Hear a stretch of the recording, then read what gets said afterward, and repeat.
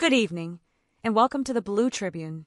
Tonight, a tense and revealing moment on Capitol Hill is drawing national attention as Senator Jeff Merkley forcefully confronted FBI Director Kash Patel over one of the most fundamental pillars of American democracy, the Constitution and the right to due process.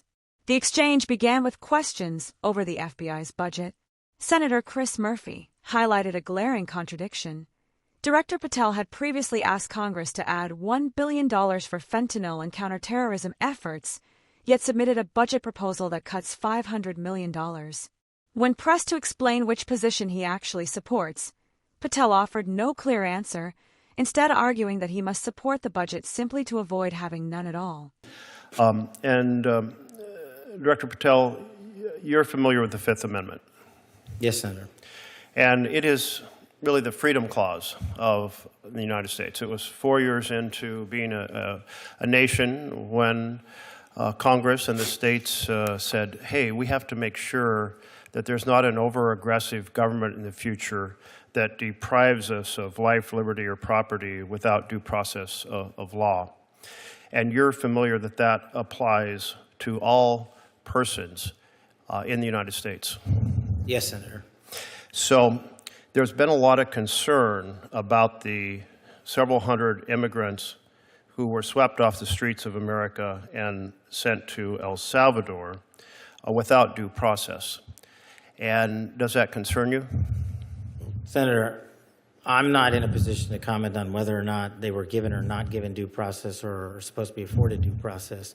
All the FBI did and all the FBI will continue to do is arrest those that have violated the law. Okay, but to arrest, you have to investigate. Have you launched an investigation of this violation of the Freedom Clause of the U.S. Constitution? Senator, I don't know that I agree with your characterization. Well, that was my first question, whether or not you agree with the Fifth Amendment and are prepared to defend it. It is your job to investigate crimes. Yes, I agree with the Fifth Amendment. I agree with the entire Constitution, and the men and women at the FBI decide. So are you going to launch an investigation of the reported violation of the due process of several hundred individuals? Again, Senator, it's not for me to call the balls and strikes on it. The men and women at the FBI who are trained to open investigations will make those calls.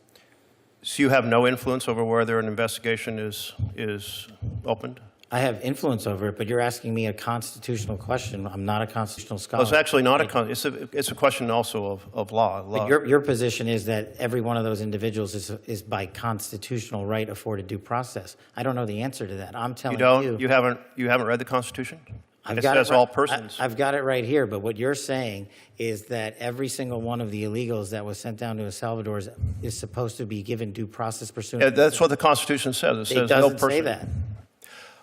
It does say no person. Yeah, I'll encourage you to read it because it's also been affirmed by the Supreme Court repeatedly on the case of Miranda versus Arizona, held the right of all individuals, regardless of citizenship status, the Supreme Court in Reno versus Flores. I mean, but it's the plain language of the Constitution.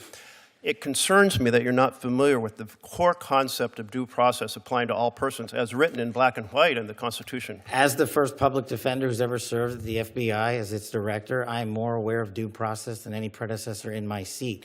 You are delineating between removal proceedings and criminal acts. My job is to investigate criminal acts. That's what we do. You are aware that the Fifth Amendment refers to taking away liberty, and when people are arrested on the street, detained and sent out of the country, that their liberty has been taken away. Senator, that is a constitutional question that you are asking me to answer. It's not for me to answer. The question has already been answered by the Supreme Court that they're protected. Therefore, it's a violation of law, and it's your responsibility to open an investigation. And you're saying today you will not do so? I am not the agency involved in removal proceedings. That is a different branch of government. So if an agency other than the FBI violates the law and the Constitution, you will not investigate because it's a different agency? I will investigate every violation of law. Well, you have, but you just said you're not investigating. No. You and I are in disagreement on what is a violation of law. I have yet to hear from the Supreme Court your position as you have adjudicated it. Well, very, very interesting, because the Supreme Court's been very clear, and I had heard you were trained in the law, so I expected maybe you would try to uphold it. You also took an oath to the Constitution. Thank you for the reminder.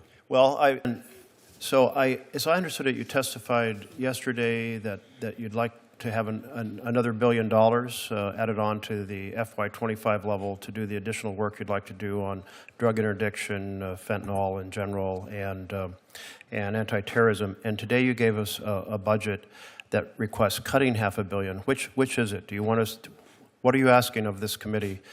To add funds, add $1 billion, or to cut $500 million? Thank you, Senator. Appreciate the opportunity. What I'm asking for is that with more, I can simply do more. And I was giving examples of what more I could do. I can do the mission and am in support of the budget here. And I'm working with appropriators and you to fill the gaps. So you support the budget presented that cuts $500 million, but you also support us adding $1 billion should we choose to do that? Well, I can't not support the budget as proposed because then I would be supporting no budget. Okay. Well, we've got those two options. We do look forward to further details from you about how you plan to modify the function of FBI on these different missions that you've highlighted today so that we can give it the appropriate consideration. Mm-hmm. It's important to remind you, since you're apparently unfamiliar with the very basics of the core protection of freedom in our Constitution. What I am familiar with is protecting the American public, and that's what Let me close with one question, Mr. Chairman. But the hearing took a far more serious turn when Senator Merkley shifted the focus to constitutional rights.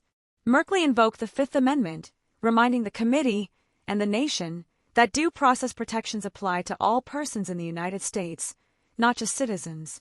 He raised alarms about reports that hundreds of immigrants were detained and sent to El Salvador, asking a direct and simple question. Shouldn't the FBI investigate potential violations of due process? Director Patel repeatedly deflected. He claimed he was not a constitutional scholar, said it was not his job to call balls and strikes, and insisted that such questions belonged to another branch of government. Even when Merkley cited clear Supreme Court precedent affirming that due process applies to everyone, Patel continued to dodge, at one point suggesting he needed to hear from the Supreme Court before acting. That response stunned the room. Senator Merkley did not back down. He reminded Patel that he took an oath to uphold the Constitution, and that detaining people and sending them out of the country is a clear deprivation of liberty, exactly what the Fifth Amendment was written to guard against. Merkley's most striking moment came when he bluntly challenged Patel's grasp of the document itself, asking, "Have you even read the Constitution?" The contrast was unmistakable. On one side, a senator clearly laying out the law, the history, and the moral responsibility of government power. On the other, the nation's top law enforcement official refusing to affirm a basic constitutional guarantee. This was not political theater. This was a fundamental question about whether the Constitution is optional or binding on those entrusted to enforce the law. If you believe, as Senator Merkley made clear, that due process is non-negotiable, that the Constitution applies to everyone, and that no official is above it, then this is a moment worth paying attention to. We want to hear from you. Share your thoughts in the comments below. If you believe in accountability, transparency, and the rule of law, like this video, share it and subscribe to the Blue Tribune so you don't miss our continued coverage of what's really happening in Washington. Thank you for watching, and as always, stay informed.